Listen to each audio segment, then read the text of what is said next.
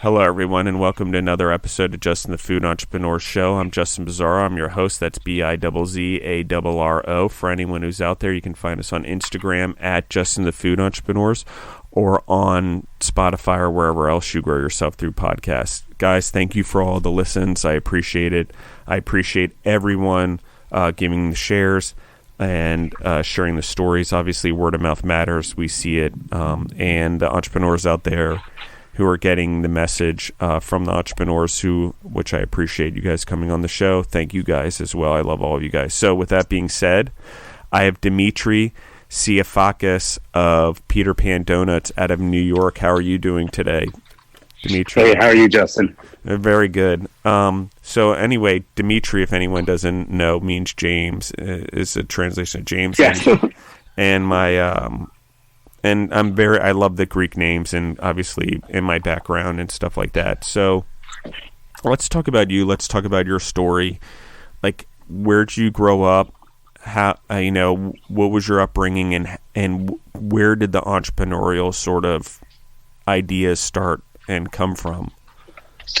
So I come from a Greek father and Italian mother family, and I grew up in Bayside, Queens, New York. So kind of very just middle class, very normal. Bayside's like a great place. We grew up with our lives like centered on a family business, and that family business is Peter Pan Donut Shop. My parents bought it in 1993. Okay, my father had been baking donuts since the 1970s when he came to this country in 1970 from Greece. He started dishwashing a little bit, but at that time Greeks were starting to own diners. So he met people and quickly rose up the ranks and became a baker in many places all around the city, from as far as Washington Heights to East New York to different places in Queens like Jackson Heights. He was baking in multiple places all throughout the 70s. And he met my mother who was a waitress in one of these places that he worked. And years later, Peter Pan came up for sale.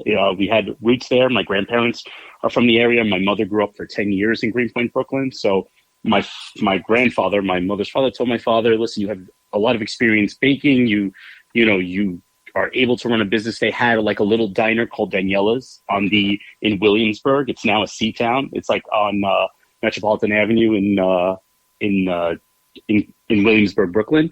And so he had previous experience running a place and previous experience baking donuts. So he was like, I think you'll do well here. And my father took it over, and we became the second owners of that.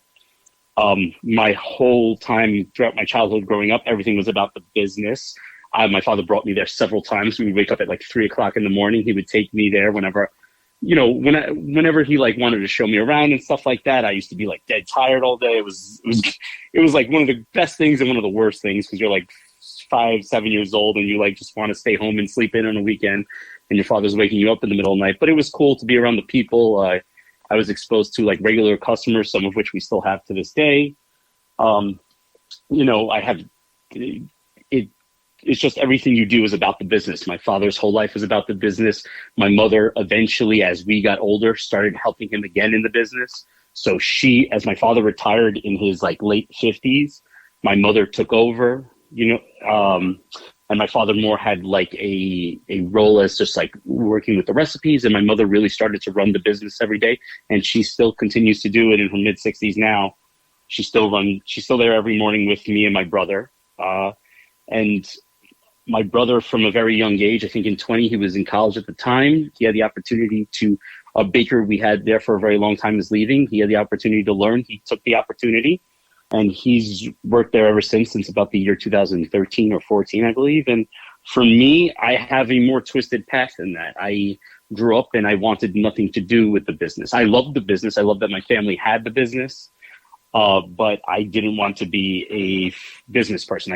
I saw my father suffer for years, and my mother suffer because, as you know, it's a torturous business. It is a 24-hour a day, 7-day a week thing that controls your life. And he came home often unhappy and upset, and I couldn't imagine myself doing that. I wanted something that wasn't that. So I pursued a passion of mine, which was literature.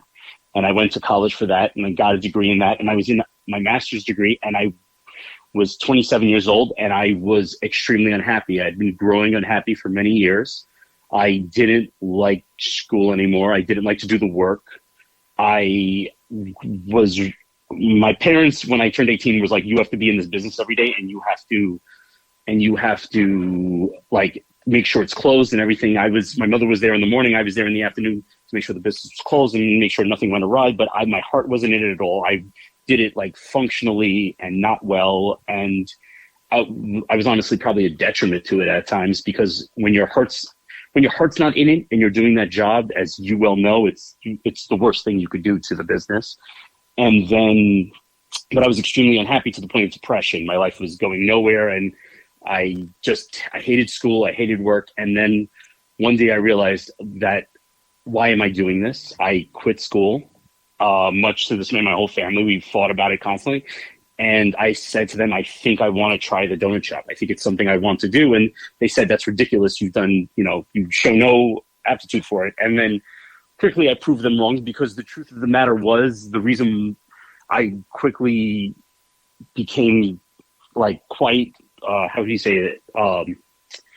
Quite articulate in it. That's a bad word to use, but I was very good with cost. Yeah, quite proficient. Yeah.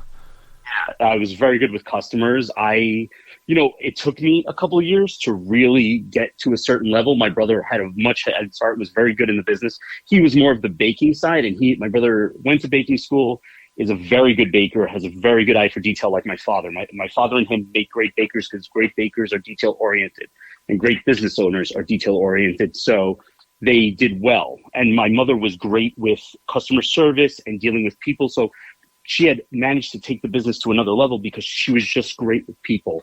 And that was Greenpoint at the time in 2003 started to be flooded with people from all around the country who wanted to move to Brooklyn.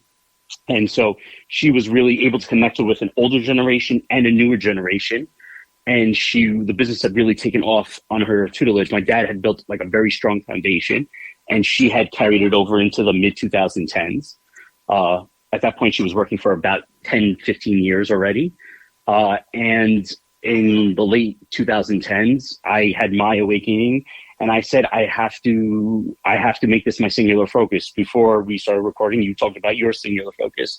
And I realized that I was a person who had spent a lot of time putting emphasis on life outside of his career, because it all stems from my father being so unhappy that I think it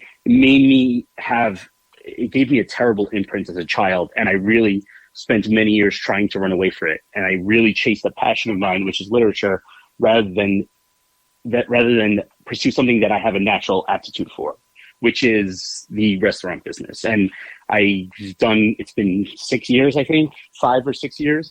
I've completely taken a 180, and this is like what I'm meant to do. So I know that was really long-winded, but that's pretty much the answer to your question, which is how I got here. Yeah, well, let's talk about this. Let's talk a little bit about the donuts and the family. And how long was Peter Pan around before your family took it over? It was opened in 1954 by an older Italian, not older at the time, probably they were young, Phil and Lucille, and they had it up until we bought it from them in 1993. So we're the second owners. And obviously, I mean, you've updated it. Let's talk about family transition. Like, are your parents still heavily involved in the business? Yes. So my father's retired now. He's in his mid-70s, but I would say once in a while when we add in a new recipe, he's very heavily involved with it. My father bakes all the time at home and just bakes things. He does a lot of Greek stuff, but he also does a lot of like baking. He'll bake croissants, stuff, and he'll be constantly working on recipes, new recipes, and then he'll work on it with my brother, who like kind of takes it over, if not, and my brother brings it into the store. We, see how it does. We usually test it, see, is there a market for this, where we are. Sometimes the product works, sometimes it doesn't. Sometimes it has a short run.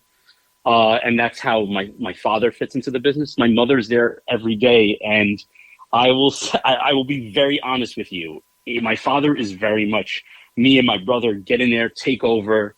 Let's go. You guys go, start.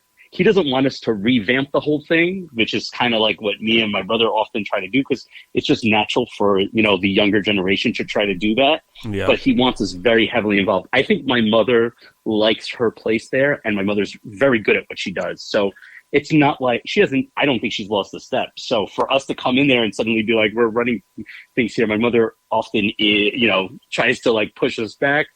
And, we're a Greek and Italian family, so we don't do anything without yelling at each other. So often we'll carry out those discussions in the middle of the business, which can be bad, but I think a lot of the customers actually enjoy it. But yeah, there is some pushback, but that's part of the identity of the store. You know what I mean? There is very much, if you come to Peter Pan Donut Shop, I don't know if you've come there, but for anyone who comes, it is very much a vintage vibe. It is style.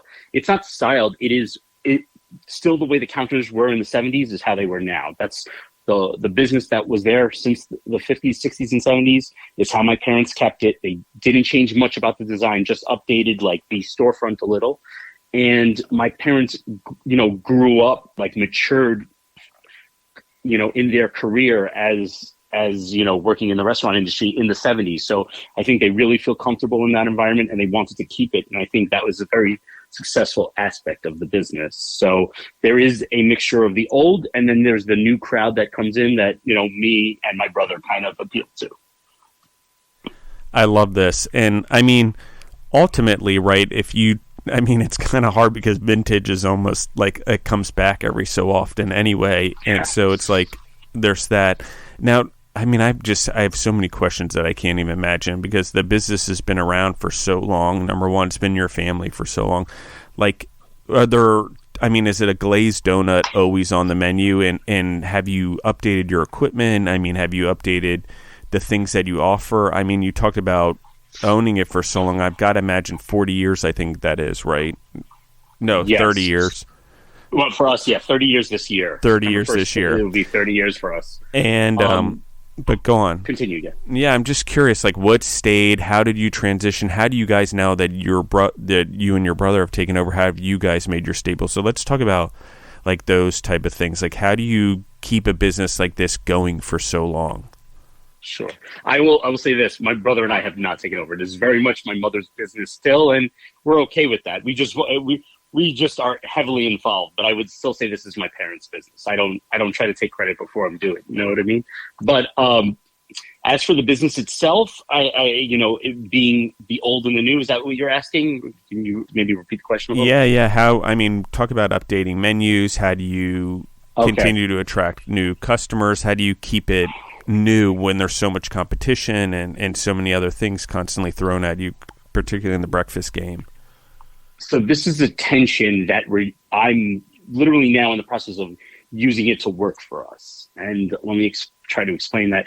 My father, when he took over, kept the recipes. So, and he added to it. He didn't change. So a lot of the donuts that are there now, like the one you talked about, a regular glazed donut, which was always called a honey dip because we have honey in our glaze, is still there today and is there every day. It's honestly the donut we make most of a day. Probably we sell the most. I wouldn't say it's the most popular because it's the simplest. So people, it's just kind of like a staple. You know what I mean?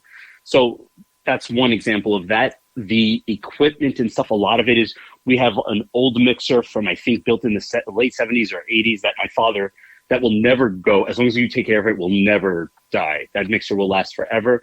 A lot of our equipment is older. We are slowly updating piece by piece as things go out, because 30 years is a long time. But we keep the way we make the donuts now are pretty much the way the donuts were made in the 70s. They're hand cut donuts. They're mixed in a mixer, but other than that, they're hand cut donuts. The dough is rolled with a rolling pin. They're fried by hand. That's how we always done it, and that's how we'll continue to do it. It really makes the difference in the taste of our donuts. You can tell when a donut is factory made and when it's handmade. There's just a more personal touch to it. It does allow for imperfections at times, but we're okay with that. That's kind of what we want. We want everything to be different. All of our frostings are pretty much, made fresh pretty much every day. That's just how we do things. We bake fresh every day as well. So we have to pretty much guests every day, educated guests as much as possible, how many donuts to make in a day. If we sell out early, it's too bad. We go most of the day without donuts. We try not to do that, but it happens when we're busy. And that's how we keep things the old way. And now, as far as the new way, we have that foundation, right? My mother wants to keep everything the same. That it got us here. We're successful. Let's stay this way. And every day I'm proven that there's wisdom in that, because it stands the test of time. Something works for nearly 70 years. You don't uproot everything. You try to just, in the margins, update things that you think can streamline things a little more. So there are things my brother and I do, like I would say, put in some new techniques to help things along. Things like I make a more, instead of an old school way of where all the waitresses take every customer and there's no organization. On weekends, I've tried to organize the waitresses into certain roles so that we have a breakfast component where we sell bagel sandwiches and stuff like that. I have different waitresses filling different roles in cooking, preparing food, and then serving as well. My brother has changed a little bit of the way we bake, as far as in the old way, when we weren't baking as much, it was one baker for the entire day. My brother has sort of changed that a little bit, where we have multiple guys working under him who can sort of, it optimizes how many donuts we can put out in a day. So that's really what we're doing to make the store new. It's not, and I wouldn't even say it's like an advanced technique. It's just as time goes on, things grow more complicated. My brother and I are trying to adapt the business to manage that, where rather than like let it fall behind and not be able to keep up, because as we get busier and busier, we need to kind of expand the way in which we do things. But the store, when you look at it every day, it's remained the same. Everything looks the same and feels the same. I'm going to pause you there, and I'll continue on with the questions. Will you tell everyone where they can find you online, or where you're located? Just because I want everyone to see how amazing your donuts are. If anyone's listening in and you want to pull out your phone now, is probably the time to do it, because it's pretty incredible. Go on. So the best way to see the donuts, I think, is to go to peterpandonuts.com and go to the photo menu. There's pictures of about 90% of our products, but on the website itself, there's a photo gallery with various pictures of the store. People love to come and take pictures, and I really appreciate that. I guess people have like an affinity for what we do, and they want to share that as much as possible. So I've connected with people over the years, and they provided us photos, and I put that on the website because, especially my father, he loves to share that. He loves it when people are inspired by us that way. So there's that. You can go to the website. You can also go to our Instagram at Peter Pan Donut, and we have a social media person who puts a ton of great stuff on there. I think they're doing a great job. Awesome. What's your favorite thing on the menu? What's your favorite donut? I mean, it's Peter Pan donuts and pastries, right? So there's a lot to offer, and you talked about serving breakfast and breakfast sandwiches. So there's a lot going on, and I want to dive into this more. Because donuts are complicated. There's like various ways, and there's different, we simply go to Dunkin' Donuts or Krispy Kreme and we think, oh, that's the donut, but there's a lot of variations in donuts. There's a lot of different ways you make them, and I think actually Dunkin' Donuts started off with like 52 varieties or something when it first started, or some ridiculous amount. It's probably not that high, but I think it's important to the consumer. So let's go back to the original question. What's your favorite thing that you guys serve? I think the single best donut, the donut that I will go to first over all others, is our chocolate cake donut. It's just it's crispy. Cake donut, for those who don't know, it's a donut that's crispy on the outside and it has a cake texture on the inside. It is denser than a yeast donut, which is a raised donut. And I think our chocolate cake just tastes delicious. I love it. I recommend it every time, but not everyone's a chocolate person. So I always recommend, if people want a cake donut, I always go with blueberry buttermilk after that as a recommendation, or sour cream cake. Do you want me to continue into the other type of donut? Yeah, absolutely. Yeah, the other kind of donut that we make is, so everything that we make comes down to two varieties, which is a yeast donut and a cake donut. Cake donut, I just explained. A yeast donut is a raised donut. It's a donut that has yeast in it, and you have to raise it in a proof box. It is much lighter, okay? And we make a ton of varieties with that. We make 50. We probably have somewhere in the 50s in our varieties, but basically most of those donuts are yeast donuts, and they're just different toppings like coconut or creams or sprinkles, crumbs. My father loves to say that when he came into Peter Pan, one of the things he did is he put the crumbs on top of the cream crumb. He put cream on top with crumb on top of that, and then an apple crumb, which is an apple filling with old-fashioned cake crumbs and a little bit of cinnamon in it. That donut's very good. It's just a lot. You gotta have an empty stomach for that one. I love it.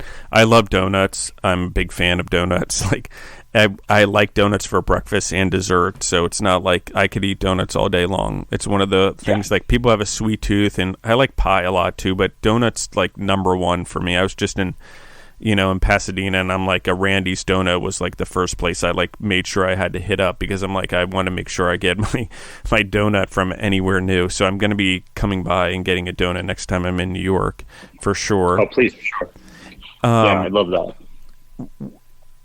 Like, talk to me about, like, how do you manage, like, who manages, like, you talk about your mom running the business, and your brother and your father's sort of the R&D guy right now, if we were to break it down. But what respective roles do you and your brother play in the business? Like, how do you guys see a transition between you two? I mean, do you talk about transitioning with your mom at all in your family? I mean, what does that look like? Because family businesses are delicate, especially as they get into the next generations.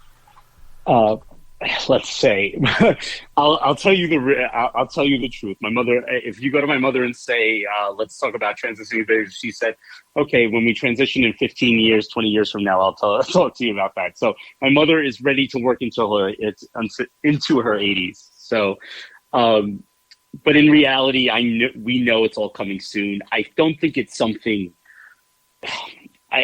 it's hard to describe into words. It's a little bit of an ineffable thing, but when you're in the business our whole lives, which even in my days running away, I was still I was still somewhat involved in the business. You have an instinct for it. And it's something sometimes that you don't describe into words. My father always is very articulate about take over the business, move it forward. He always outright about that. My mother doesn't speak that way, but I think just naturally how things gone along is my brother and I take over certain aspects of the business little by little. We still have a lot of deference for her. It's still her business, but it's just something kind of a natural progression. You see it day by day. So it's maybe we're not having very articulated conversations, but it's something that's happening. It's something we're very aware of. And it involves a lot of us, my brother and I, taking initiative. And it's something I'm not very good at. It's one of my weak points. It's a strong suit of my brother, which is we work great together because we have a lot in common, but we are very, very different people. And in the places I am weak, he's often strong. So he's actually taught me to take more initiative. And especially in the last couple of years, I talked to you about like the scheduling on weekends that where things were kind of a little chaotic. I organize it out. I tend to lean on my strengths now, which is like organization and like logistics within the store. I've leaned on that interest I've had, and I've kind of taken the initiative to change things. My brother loves to. We were talking before recording about rearranging kitchens, about kitchen layout. He loves to do that, so he figures out ways to stream. We have a very old kitchen, as I probably should have mentioned before. He finds new ways to optimize it because our kitchen has changed in small ways. The equipment hasn't changed, but the layout, the minor things have changed in the layout. It was older shelving. We put in newer shelving. We new ways to store food. It's just little things like that. My brother has done has really taken the store far. Stuff as much as it's. I know it's so simple and kind of laughable, but stuff is like how to refrigerate things. What is the best way to refrigerate something, and where's the best place for a refrigerator to be? It can really change a business. I know that sounds so small and like petty almost, but it has done a lot for us. and we're a small business. We are not as sophisticated as some. I know people know Peter Pan, but we're really a small time mom and pop shop. So the little things go a long way with us. So those are some of the ways. I mean, maybe I haven't said enough, but I think those are some of the ways we're bringing the business along and kind of transitioning slowly. We're really putting our mark on it by taking our strengths and trying to advance the business forward. When your menu, you have milkshakes on there, you do breakfast sandwiches, you guys have really turned it into an experience, and I think that's part of it. It's, as you've grown, you've also diversified, it looks like, and you've also stuck to what's made you successful. Yeah, so that's the key to everything, and the point I'll keep harping on. The whole point of the business is to not change the business. What are the changes you can make so the business doesn't have to change? All businesses with time have to adapt, have to become new, have to progress forward. How can we do that and still keep the business exactly what it is, at least on the surface? Because we love that business. Something I should mention, and I hope we get to, is the emotional aspect of this business in our family. It is really our identity now, and it is in the community. It's a place where people gather because of our countertops. I don't know if you've seen any of the pictures with the countertop. It's like a U-shaped countertop, 2 U's attached, so that people sit around. We have to preserve that. We have to preserve the community aspect of our business and how much our regulars love the business. So how do we do that? We add in new things to bring people in, stuff like my father many years ago in, like, I think the late 90s, early 2000s, put in a grill to start making egg sandwiches. We've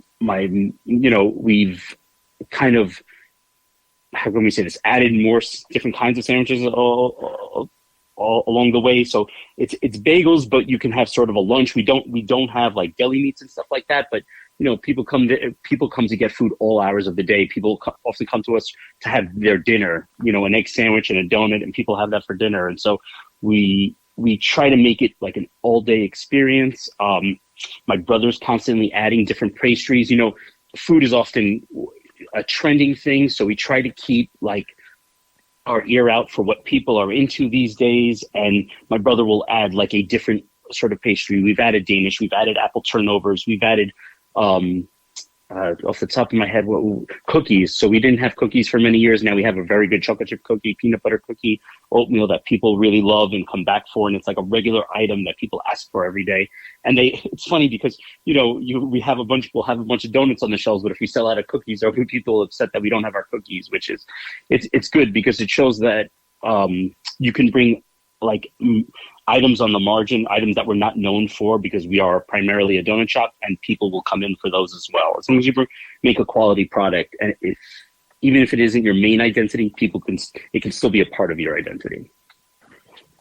Yeah, I agree with you. And what are the hours of the business, and talk to me about that? Like what is your operation hours? Is it a late night food? Is it only a daytime food? It kind of goes from morning till night. Less so than before, but we open at 4:30 a.m. every weekday. And there are people there at that time at 4:30 a.m.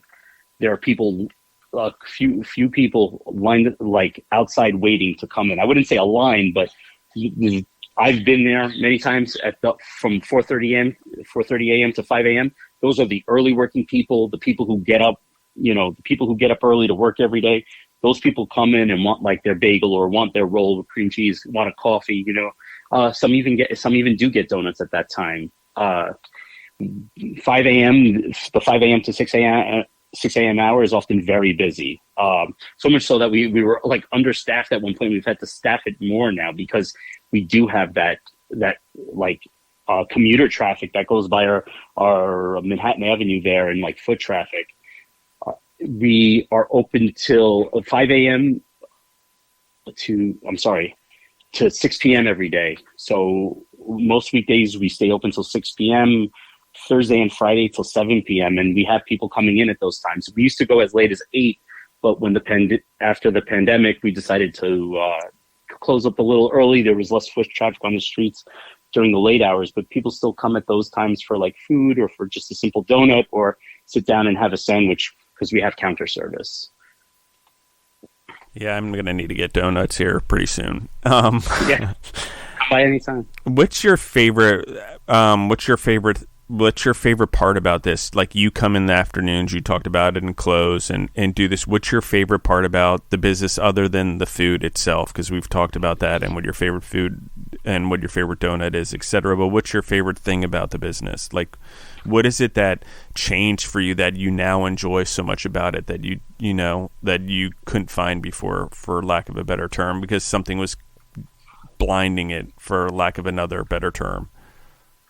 I think my primary love of the business, what draws me, and I think what I am the best at, and I get this mostly from my mother, but my father certainly, I had this too, and that is the love of the customers. And I truly mean that, because I don't think I would, if we were a wholesale business and we made wholesale donuts, I don't think I would love it as much. I think my heart wouldn't be in it. I love to be with the people.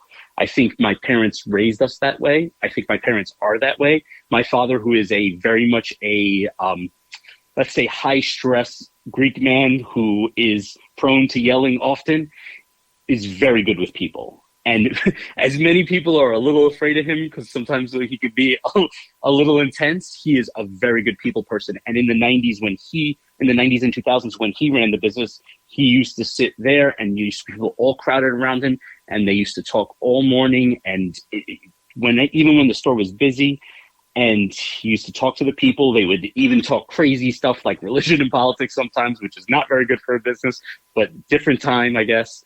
And it was very formative for me to watch that, even though I didn't want to have a hand in the business at the time. It really it set my mind for how a person who runs a business should be, who at least runs a restaurant. They should be with the customers, with the people, not separated in an office, not in the back. You should be with the people who are buying your product every day. And then as my mother slowly took over, I watched that again. And still to this day, come in tomorrow morning at 7:00. I guarantee you my mother is sitting on the end of the counter, right by the door to the kitchen, and she's having her breakfast, and she's talking to all the customers that come there at the same time every morning. And she's just building a customer base. And a lot of them are the same customers from years ago, decades ago, but new customers every day that come into our store for the first time, who move here or suddenly get a job here, come in, see my mother, start talking to her, and start coming in every day. And it's amazing the talent they have to do that. And so that's really important to me. And I try to, if I see a person there more than once, I try to really get to know that person. Even if it's not by their name, I try to show them that I know their order. I try to take special care of them. And many times I have very close friends now that I hang out with, that I go to their weddings, that I now are having kids and I'm buying gifts for their kids, that were just customers who used to come in for years. And then all of a sudden one day I started talking to them. So it's really the way we, honestly, that I want to say that is the number one way we grow our business, just by meeting people and talking with the people who come in. Because if you get to know a person, they will come in forever. It's really hard for them to leave you, So, yeah. Do you guys do your own social media and stuff like that as well? I mean, I noticed you got quite a following. You guys are a growing business, and obviously, I mean, did you latch on to things like Instagram and Facebook right away as an older business? How did you make that transition? Was it something you did as you started taking over the business? I mean, talk to me about all that, because I think family businesses and one that's nostalgic always have trouble adjusting to that social media world, but you've done it well. So I knew social media, as especially in the mid 2010s, I realized social media would be important for the business. It actually took a former waitress of ours who was studying marketing at the time to really tell me, Dmitri, this is something you should be focusing on. I am learning this anyway. Let me just run it for you guys. I'll run it for free. It's good for me to learn. Can I do that? Will your mother let me do that? And I said, I don't think she had a problem. My mother loves this former waitress, and she did it for many years, like 3-4 years for no money. And she really took us from zero to, I think, about 20,000 followers. And at that time, my mother never saw the importance of it. I was not very involved in the business, so she wasn't even able to do much with it. She just was posting, interacting with customers herself. Not really, I didn't help her. No one helped her. She just did that all on her own. And then after a while, she became busier. She had, started a family and stuff. As I became more involved in the business, I took it over personally and very quickly realized that not only do I not have an affinity for it, it is a very hard job. So I, once again, was drawn to the aspect of talking to the customers on it, which the customers often DM us, and I often try to talk to them, you know what I mean? Keep in touch. It's a very good tool for keeping in touch with your customers. But the creative aspect of it for Instagram is pretty much what we stay with, where we kind of do TikTok a little bit, but we mainly are on Instagram and Facebook. I passed it over to a social media coordinator. Her name is Angela.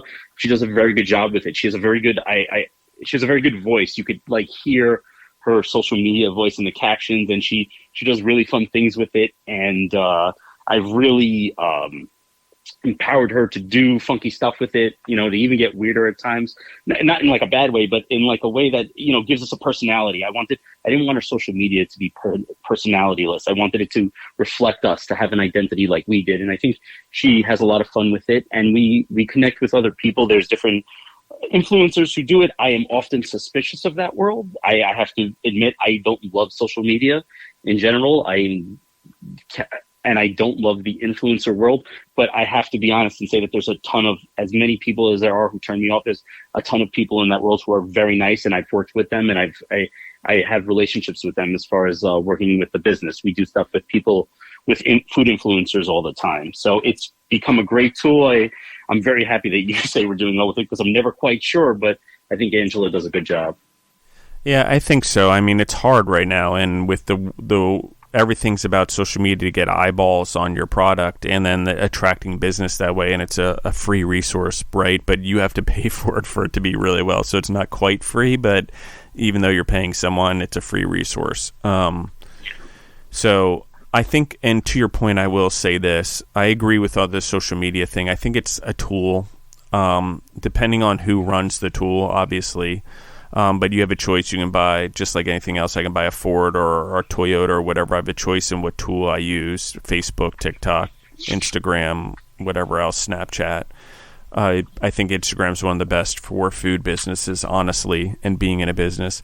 And I think it's one of those things that depends how you use it. There's lots of people who use it for bad things and to spread whatever and do whatever, and it's an unchecked way of saying things without necessarily proving truth, and so there's the downfall. However, on the business side of things and the interactions on that thing, I think it's just out of this world, but it doesn't replace the human interaction, and it doesn't replace the customers that come in every day because they feel at home, and that's where a lot of people sit back on social media, I think, and they're like, oh, it's my only thing. But what I did, just to make sure that I wanted to connect it for the audience, and I did this on purpose because I've listened to the podcast that you did with Jesse before on Not Just Bagels. So I will set everyone, that's a great podcast also in the food world about New York. I'll spread the love. And because I believe in pollination and positive pollination all over the world, and that's why I do the podcast, and it doesn't matter. Competition is good, and it's also spreading everyone in. We cross-pollinate each other, hopefully, in each other's, because he has a different concept and he goes about it in a different way than I do. So, or they do, sorry, the Spellmans. And I just think that, we have it, it's a tool, it becomes a reflection, it helps build brands, but it's up to us and how we use it. So I enjoyed that, and I got a little bit off there on a tangent, I'm sorry, guys, or commentary. Is there any, who inspired you growing up? What inspired you? Were there any superheroes or people in your neighborhood or anything, like your parents? What was your motivation, someone who really had impact on you? I will the corny thing I'm going to say, but I think it is very true. As much as I often butt heads with them, and I butt heads with my parents rather often, the more I go on in life, especially in business, because they're business people, my mother and my father are really core to what I do. As much I disagree with a lot of what they do. Time and time again, I am proven wrong, and they always told me that. My father's very good at letting me know how much I will regret not listening to him. And he's often very right. I'll say that live on a podcast that I hope he doesn't listen to. But the way they do things is becoming the way I do things. And I take the good stuff, I throw away the stuff I don't really like, I add my own stuff, and that's how you do things. My father is more of a model for my brother, whether he will admit that or not. I take a lot from my mother, and the way I run the store is very much, as much as my mother complains about me often, I very much run things how my mother runs things, and it works. So right there is one of my inspirations. I think growing up, and I was always attracted to artists. I feel like although I consider myself a businessman and a person who, hopefully a serious businessman one day, I like to think I carry myself like an artist. And because I run myself with passion and I see sort of the creativity in it. Although I'm not the most creatively gifted person, I don't have those talents. I like to think that I think that way.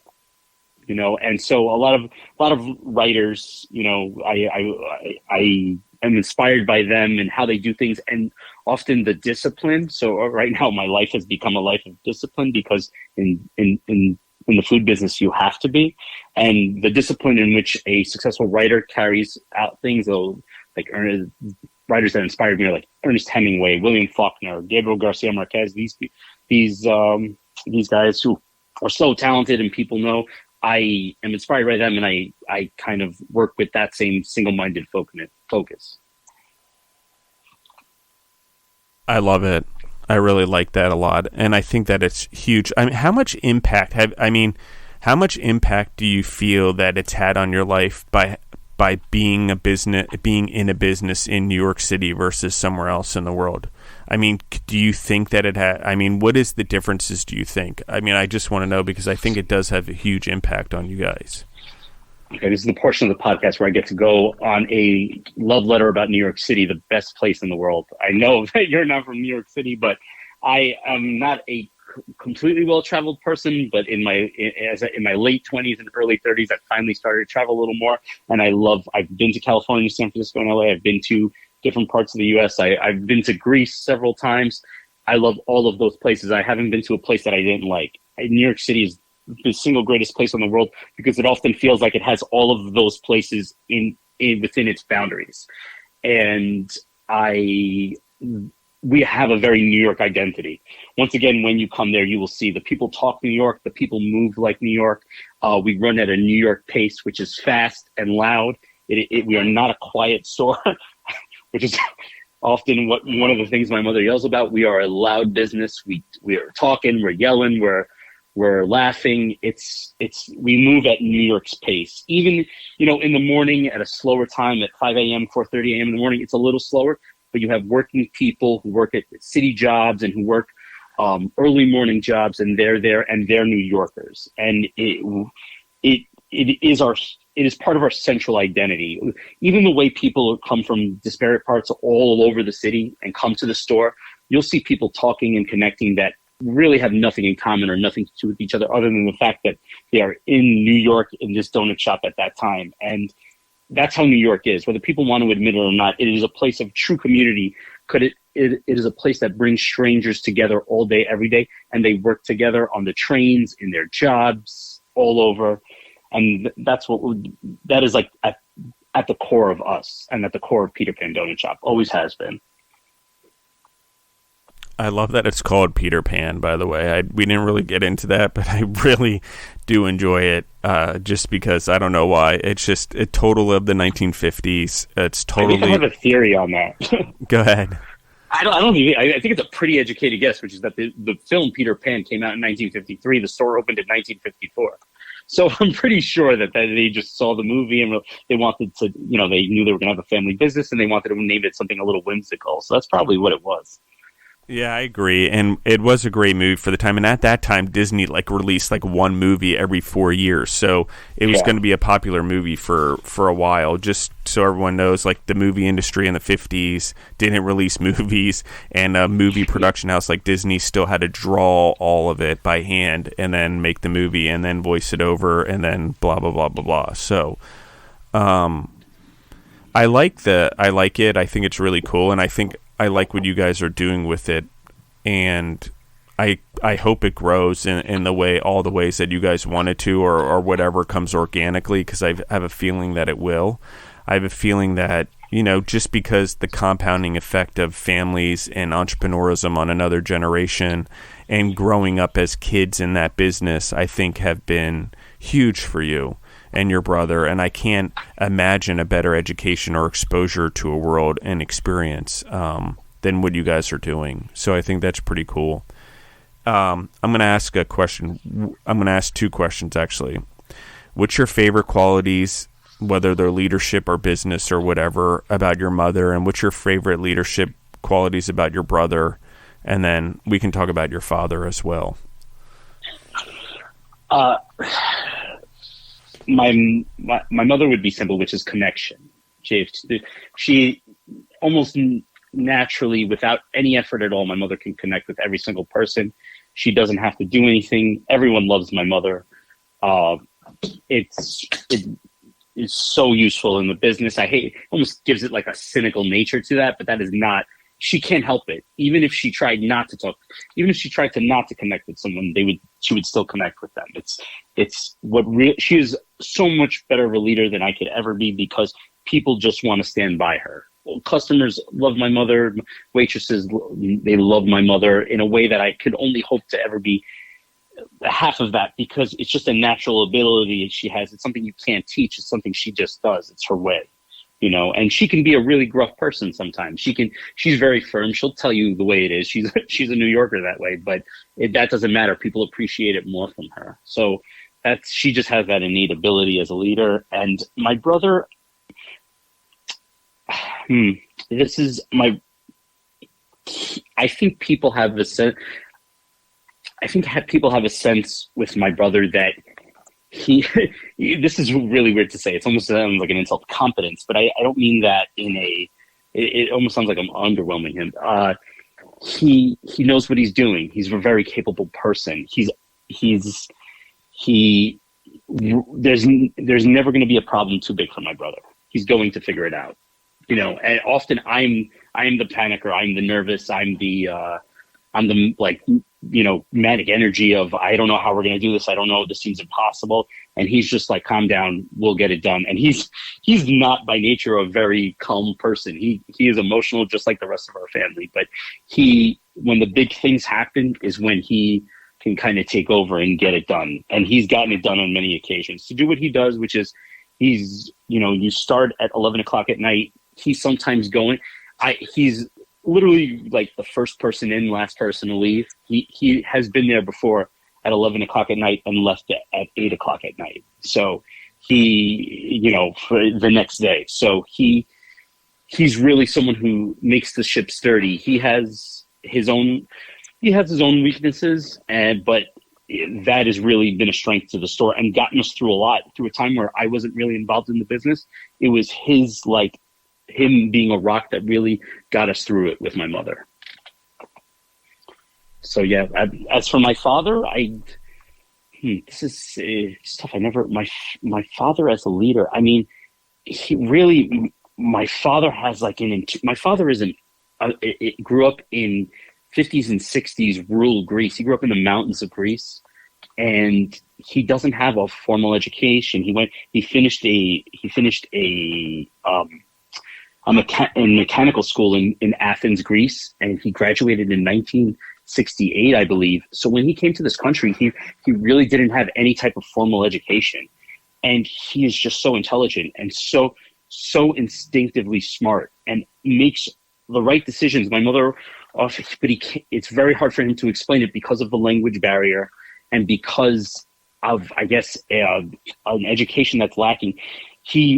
the knowledge in his head is not something that is easy for him to impart on somebody. So it's been difficult to often get what he means, but he's made a lot of really adept choices in the businesses. Little small things that I've told you, adding a breakfast portion to the store was an ingenious way to make it everlasting, because not only do you rely on the bakery now, you have quality baked goods, but you can provide people a breakfast every day, and that's become a big portion of our business and a big portion of our identity. And that's something people outside know us for. But if you come to Peter Pan, you probably get breakfast there every day. So little things like that, color schemes. He put the waitresses in a green uniform, like a turquoise uniform with pink collaring, and it's become iconic. People, when we were put in the movie Spider-Man, she wore that uniform. Zendaya wore that uniform. So it's the little touches like that that really like anchored the business and provided a foundation. So they all do something that they all do different things that really move the business forward. It's pretty incredible. I mean, you guys have just come together so well in this family business. I'm very impressed, and I've been in family business. I've also know what it's like to have spouses and stuff get involved in family businesses and things like that. But you guys seem to like have this very good way of doing it, and I agree with you. And the Italian Greek way of doing things were very intense. We, especially from the Northeast United States, our family came here for a big dream to have a better life, and we're still fighting for it. And it's been indoctrinated into us merely by our parents' work ethic. And really what you just said was that Greek American dream that your father had, which he lived, right? He owns his own business. It's still going, and now his children have it. And we didn't even discuss that the lack of education, the lack of a language, the whatever didn't stop him from still being an entrepreneur and still living the American dream and buying someone's business and running it now into the new entrepreneurial endeavors and journeys that it's been to. And your mother, who's also a compliment to him. And then the two of you guys, by basically the compounding nature of both your parents being entrepreneurial. That's big. Not everyone has that. And go ahead. I'm just very quickly, I would say because of them, there are things my brother and I know about business that we don't even understand. We know it's just an instinct for us because we were in the business all our lives and because our parents taught it to us without teaching it to us. They were just there and we saw it. So it's been a huge advantage. Yeah, I've learned this really the hard way as a leader and as a manager, and I've even failed at it even though I knew better, to be perfectly transparent, is that leadership and growth is caught. It's not taught. And even though we put it in classrooms and we go in to learn things, like I learned very little in the classroom unless I was willing to catch it. And that's the part that most people don't understand. You can't just will it on someone to learn something, or you can't just have someone want it for them because you want it for them, or a teacher or whatever. And we pay teachers lots of money and give them lots of benefits, and they have lots of value. Don't get me wrong, but we misunderstand what talking at someone is and trying to teach someone something and giving someone or demonstrating a life or doing things in a way, including teaching, including math, but also exhibiting, the nature of a human that makes it catchable. And I think that that's, something we overlook as humans quite often. But as entrepreneurs that have been in businesses for long times, we see it.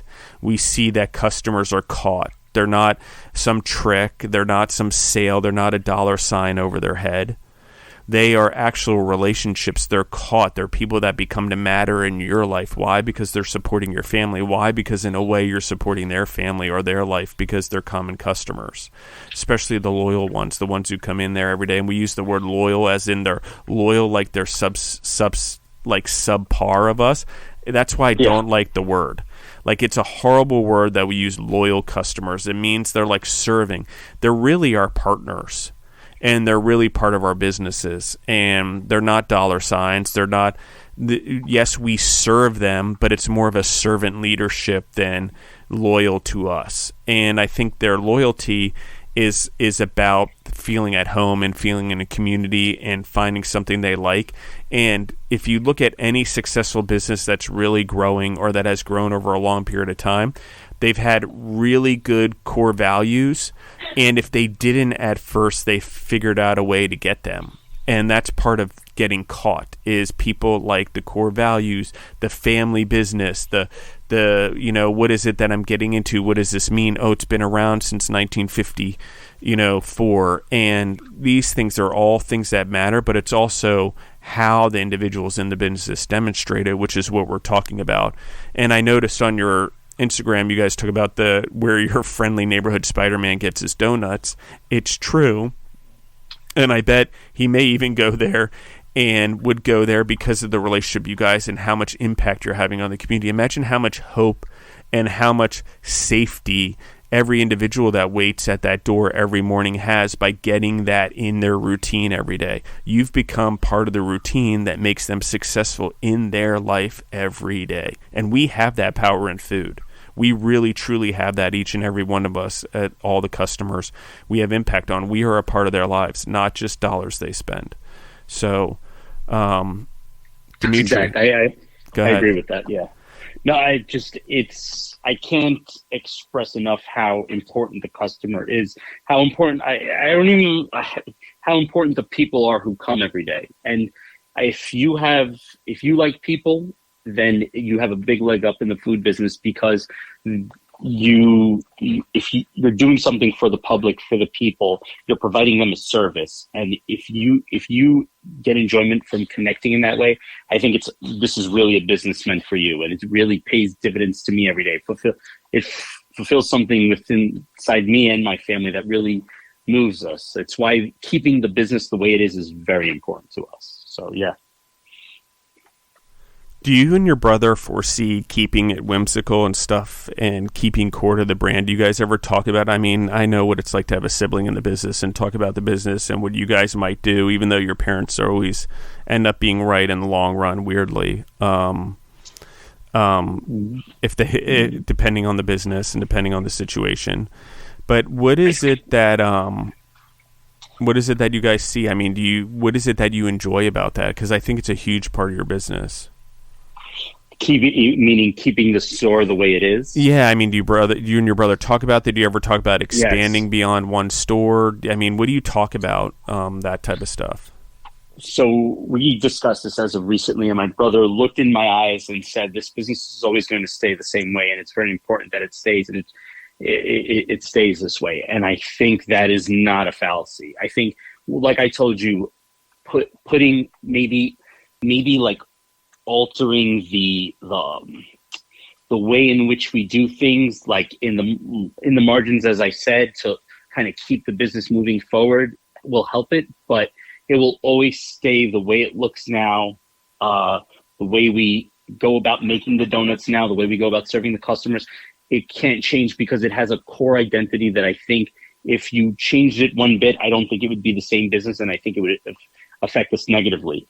Now, we do talk about expanding. Of course, as we get older, we do want to open up separate businesses. What form that business will take, we're not 100% sure yet. It doesn't have to be the same as this, but this always has to be this way. So Peter Pan Donut Shop on 727 Manhattan Avenue will always be the way it is now. My brother and I will do everything we can to keep it that way. We feel like it's important for the community, no matter what, for it to be that way. We'll always add new donuts, new pastries, take away stuff that doesn't work, a little bit along. But if we sold a honey dip in 1954, and we're selling it now in 2023, I think in 2065 we'll still be selling a honey dip. And I think that's a proven. I think that it's proven that will probably be the case as long as we're around at that time. And I think the store has made it this far, sticking to its guns, being the way it is now. And I think, at least for this specific location, it's very important that it's all that way, because it's our identity. It's what we want to express to the community and to the public. And I think what the community itself demands. It demands that it stays that way. A lot of people who've been coming since the 70s and 80s say that we're glad this never changed. And I don't know if you know Greenpoint that well, but Greenpoint is completely different than it was even 5 years ago, but completely not unrecognizable for what it was 30 years ago. And a lot of people are very sad about that. Some people have, some people like that, but we try not to change, because I think that way the community around us can all come together and at least enjoy one thing that remains the same and remains like truly Greenpoint. So as we expand, as maybe other Peter Pan locations in some form or fashion pop up, they may be different, but this one will never change. Yeah, I like this, and I think that you'll always have to have a staple of the old and the new, but if you're going to expand, it is. I also wonder about like donut trucks and stuff like that and things like that, but I'm sure you guys talk about it all the time and brainstorm. Talk about everything. And I'm always wondering, like, what is a spin-off concept or a concept that's sort of something that you guys open at night, which offsets the brand that's open during the day, sort of what Julie and Gavin did over at the dough corner with his pizza and his bagels unintentionally, as opportunity knocked. And I just wonder about stuff like, because I think that that stuff matters, and I think that opportunity opens up, and when we're on the right path and we're being financially smart and we're running our businesses in sound ways and we're listening to the elders in our lives, and we're also reading and educating ourselves and doing the things that matter, I think the businesses grow in the way that they're supposed to. If we put in the work and invest in the proper things that we should be investing in, our business, ourselves, our family, I think all of it organically grows by the nature of the vibration that comes out of all of that, like you guys are experiencing. Is there anything you want to leave the audience with, Dmitri? Anything you want to say? Anything that you want to tell any entrepreneurs or anyone who's in a family situation like you're in, that you think that might be helpful that we haven't discussed?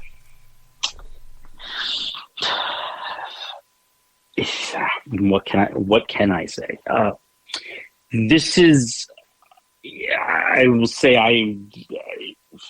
I'll put it this way. I think there's a lot of people who do this business. I encounter a lot of people in this business who are very confident and know a lot and are very good at what they do and are very competent people. And I think I'm not one of those people often. I think I am the person who has constant doubt. I have constant anxiety. I do not have an educated business background. I came through this path was almost given to me, and I will say that for sure. This was the opportunity in front of me, not the opportunity I took necessarily. So I often meet people who took this opportunity and came this way. So self-made people like my father and yourself, who are very capable people, and so that even has put more doubt in me, because I meet people like that every day who are more my peers now. I will say, for the people like me in this business who are like me, that don't be completely afraid. First of all, a little bit of fear is good. I hope everyone has a little bit of fear in this business, because that's kind of one of the things that keeps you going. But it's not, you don't have to be a formally educated food business mind of someone who has an intensely educated background or has decades of experience to do this business. You have to have a passion for it, and you have to have a love of people, I believe. I think I've stated that. And you have to have a love for what you're selling, and you have to have a quality product. You have to, when you sell that quality product, you have to keep the needs of your customer in mind, and you have to love what you do, and you have to. It does become one of the thing your life revolves around, whether you like it or not. It's important to have an outside life just for your own mental health, but it is the thing that becomes the center of your life. So for those of people who are like me, who constantly doubt whether they are made for this, if you have the qualities that I think that everyone should have in this business, I think you should have some sort of confidence that even though you doubt yourself, you're doing just fine. And that's, I'll speak to the people like me specifically. Awesome. Thank you, Dmitri, for coming on the show. I appreciate it. Thank you. Thank you for having me. I appreciate everyone for listening in. I love you guys. Again, if you want to find us, you can find us on Instagram at Justin the Food Entrepreneurs. If you want to find me personally, you can find me at Justin Bizzarro, Bizzarro. And if you want to listen to us, you can find us on Spotify or wherever else you grow yourself through podcasts. And we're out.